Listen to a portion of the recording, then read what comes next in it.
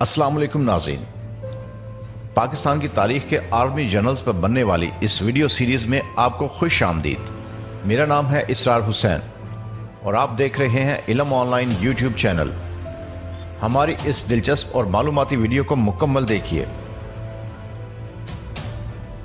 آخری انگریز کمانڈر 11 فروری 1948 تا 16 جنوری 1951۔ جب پاکستان وجود میں آیا تو general sir Douglas Davis Gracey کو commander in chief general Messervy کا ڈپٹی نامزد کیا گیا۔ چنانچہ جنرل میسوری کی ریٹائرمنٹ کے بعد گریسی بری فوج کے اگلے کمانڈر ان چیف بن گئے۔ ان کے دور میں کشمیر کے محاذ پر بھارت اور پاکستان کے درمیان عسکری دھکم پیل تو جاری رہی، لیکن فوجی قیادت چونکہ دونوں جانب برٹش انڈین افسروں کے پاس تھی، لہذا کسی بڑی اور بھرپور جنگ کا امکان قابو میں رہا۔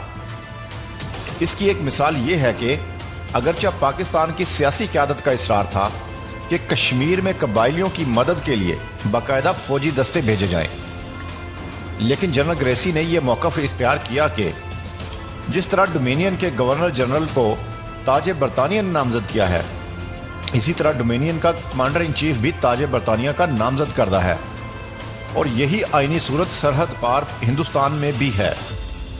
چنانچہ تاج برطانیہ کی رضامندی کے بغیر گورنر جنرل اور کمانڈر ان چیف فوج کو ڈومینین کی حدود سے باہر پیش قدمی کا حکم نہیں دے سکتے، اور وہ بھی ایسی صورت میں جب مہاراجہ کشمیر ہندوستان سے بارضا اور رغبت الحاق کر چکے ہیں۔ گورنر جنرل محمد علی جناح نے شاید اسی قانونی مشکل کے پیش نظر جزبز ہونے کے باوجود جنرل گریسی کو ان کے عہدے سے ہٹانے یا اختیارات کا معاملہ بادشاہ کے سامنے لے جانے سے پرہیز کیا ہوگا۔ چنانچہ جنرل گریسی 16 جنوری 1951 کو کشمیر میں جنگ بندی کے 1 برس بعد اپنی باقاعدہ مدت ملازمت پوری کر کے ریٹائر ہوئے۔ ان کا انتقال 5 جون 1964 کو انگلستان میں ہوا۔ ہم امید کرتے ہیں کہ آپ کو ہماری یہ ویڈیو پسند آئی ہوگی۔